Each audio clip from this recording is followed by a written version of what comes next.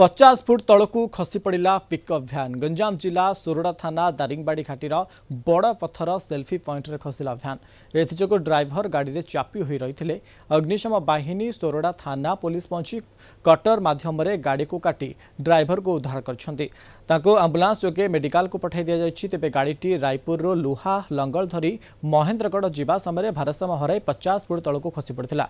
तेबे हेल्पर गाड़ी बाहर पड़ रही बेले ड्राइवर स्टीयरिंग चापी होई रही।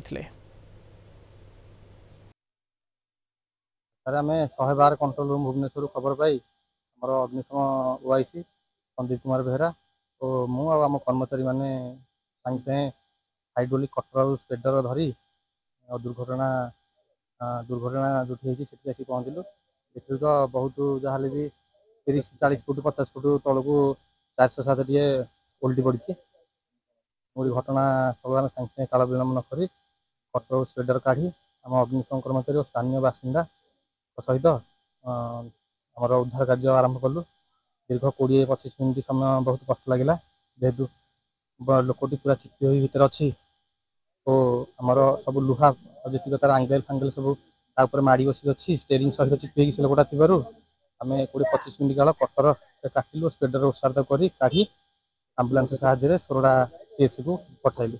मुझे पहुँचला बेले तले फायर स्टेशन टीम लगी देखिली से बहुत चेष्टा भी कर।